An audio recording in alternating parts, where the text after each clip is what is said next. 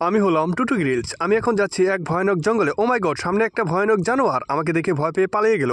পালাবেই তো, কারণ তার থেকে আমি বেশি ভয়ানক। যেতে যেতে পথে পূর্ণিমা রাতে চাঁদ উঠেছিল গগনে। ও মাই গড, আস্তে আস্তে আমি জঙ্গলে প্রবেশ করলাম। এ কি, এ তো দেখি ভয়ানক এক জঙ্গল। এই জঙ্গলটাকে কি আমি পার করতে পারবো? আপনারা আমার সাথেই থাকবেন, দেখা যাক আমি এই জঙ্গলটাকে আমি সার্ভাইভ করতে পারি কিনা। ও মাই গড, লেগে গেছে। ওমা, পড়ে গিয়েছি, পায়ে ব্যথা পেয়েছি, তাতে কি হয়েছে? আমি তো পড়বো, লড়বো, উঠে দাঁড়াবো, তাও হলে আমি এই জঙ্গলটাকে আমি পাড়ি দিব। আকাশে পুটুকি ফাটা রোদ, এটারও কারণ আছে। কারণ সূর্যমামা বরাবরই আমার বিপক্ষে। যেদিন আমার রোদের দরকার সেদিন বৃষ্টি দিবে, আর যেদিন বৃষ্টির দরকার সেদিন রোদ দেবে। এটাই আমার সাথে হয়ে চলেছে। ও শিট, এখানে তো রাস্তা শেষ। রাস্তা শেষ হলে তো চলবে না, আমাকে নতুন রাস্তা বের করতে হবে। আমি নতুন রাস্তা ধরে চলতে থাকি, কিন্তু ডালপালাগুলো আমাকে বাধা দেওয়ার চেষ্টা করে, কিন্তু আমাকে থামাতে পারবে না। আমি থামবো না। আমি এক পা দুপা করে সামনে আগাতে থাকি। ও মাই গড, এ তো দেখি লাল চন্দন। এটা কি পুষ্পার কাজ? পুষ্পা কি এই লাল চন্দন কেটে নিয়ে গেছে? কারণ পুষ্পা 2 তে আমরা দেখেছি অজস্র লাল চন্দন কেটে নিয়ে গিয়েছে, তাতে আমার কোনো আফসোস নেই। But I kindly request to Allu Arjun sir, আপনার ফিল্মটা রিলিজ হওয়ার পর আপনি এখানে এসে লাল চন্দনটা ফেরত দিয়ে যাবেন। ধীরে ধীরে আমি জঙ্গলের ভিতরে এগোতে থাকি। যতই এগোচ্ছিলাম ততই কেমন জানি ভয়টা বেড়েই চলছিল। তারপরে দেখি হঠাৎ করে, ও মাই গড, এ তো দেখি বাচ্চা জঙ্গলি আমাকে ঘিরে ফেলেছে। ভাবলাম যে না, এদের সাথে লড়াই করে পারা যাবে না, বড় জঙ্গলিরা এসে গেলে আমার প্রবলেম হয়ে যাবে। তো ভাবলাম এদেরকে ব্রেন ওয়াশ করতে হবে, ব্রেন দিয়েই খেলতে হবে। এদেরকে শত বুঝানোর পরেও এরা জানি কেমন আমার ভাষাই বুঝতেছিল না। এদেরকে হু হু হা হা করে এদেরকে বুঝালাম যে আমি একটা সাধারণ মানুষ, আমি তোমাদের কোনো ক্ষতি করবো না, চলো আমরা গল্প করি।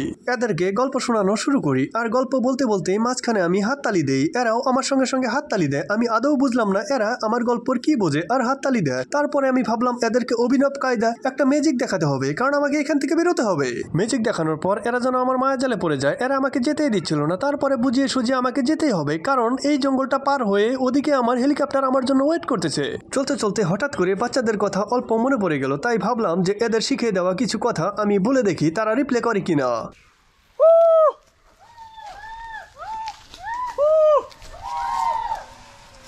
ও মাই গড, বাচ্চারা দেখি আমার রিপ্লে করলো। এটা শুনে আমার খুবই ভালো লাগলো। তারপর আমি সামনে এগোতে থাকি, আর এখানে দেখি একটা গাছ। এখানে ভাবলাম অল্প রেস্ট নিয়ে নেই। রেস্ট নিতে নিতে কিসের যেন একটা শব্দ শুনছিলাম, ভালো করে খেয়াল করে দেখি, ও মাই গড, এটা দেখি বাঘের গর্জন। এখান থেকে পালানোটাই বেটার হবে আমার জন্য। আমার সামনে দেখতে পাচ্ছেন অসম্ভব সুন্দর একটি পাহাড়। এটা যেন পাহাড় নয়, এটা এক চাঁদের পাহাড়। আপনারা যদি শ্যামডিং এই পাহাড়ে আসেন তাহলে অবশ্যই আপনাদের ভালো লাগবে।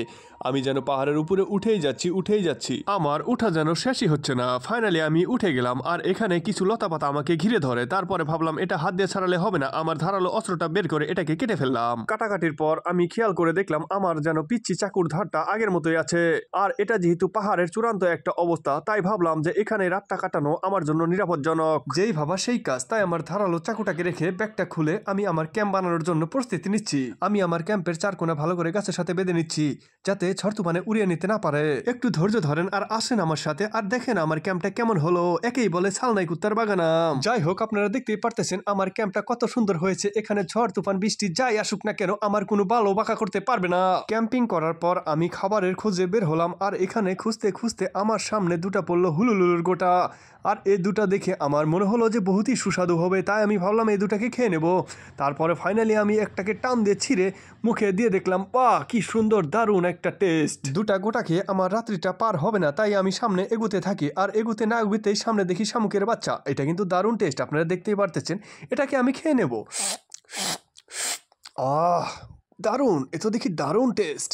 আর এটাকে আমি ফেলে দেবো না, এটা আমার গার্লফ্রেন্ডের জন্য নিয়ে যাব, কারণ তার কানের দুল হিসাবে ব্যবহার করতে পারবে, আর আমার গার্লফ্রেন্ডও অনেক খুশি হবে।